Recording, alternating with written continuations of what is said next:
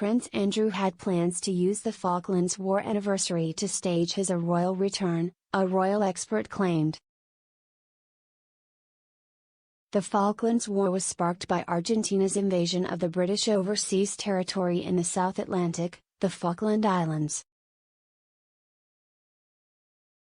After 2 months of fighting, the war came to a conclusion with Argentina's surrender, on June 14, 1982, 40 years ago today.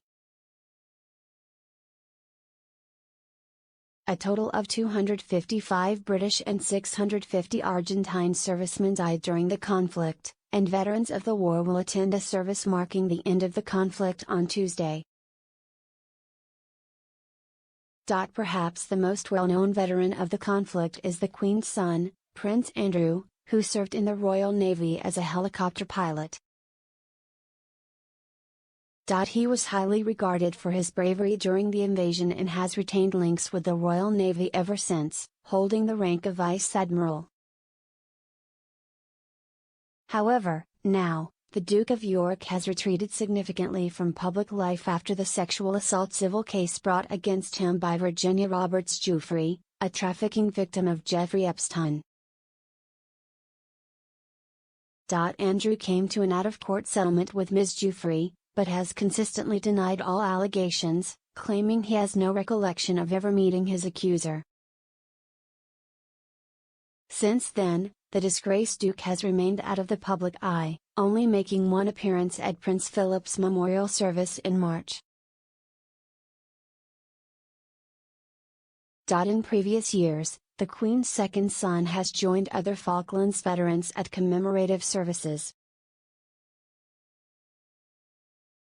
While his attendance this year has not been confirmed by Buckingham Palace, it has previously been said that the prince was determined to take part and saw it as a return to public life. Writing for the Daily Mail in November, Richard Eden said Andrew plans to use his military career as a way to return to public life. A source told the publication's diary editor, "The Duke is determined to take part in the Falklands commemorations." The Falklands was a key moment in his life and he wants to honor his fallen comrades. He hopes this could help pave the way for a return to public life. In April, to mark the 40th anniversary of the start of the Falklands War, Andrew recalled his time as a helicopter pilot during the conflict on social media. The now-deleted post was uploaded on his ex-wife's Instagram account. Andrew began, "As I sit here at my desk on this cold crisp spring morning thinking back to April 1982, I've tried to think what was going through my mind as we sailed out of Portsmouth lining the flight deck of HMS Invincible." He concluded, "So whilst I think back to a day when a young man went to war, full of bravado, I returned a changed man. I put away childish things and false bravado and returned a man full in the knowledge of human frailty and suffering."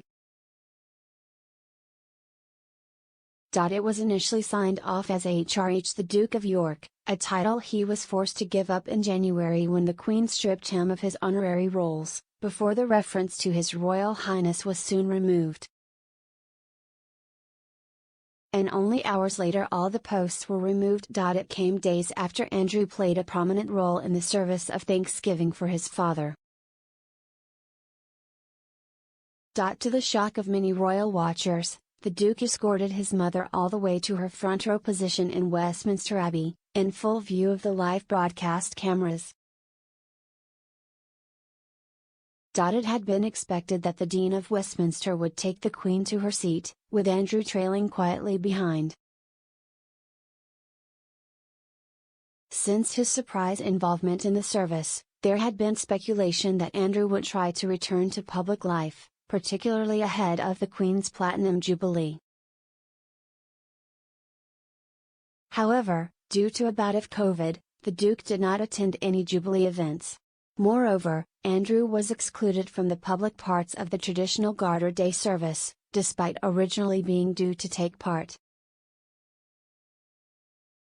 The recent snub suggests that while Andrew is keen to make a royal return, the rest of the royal family are far more hesitant.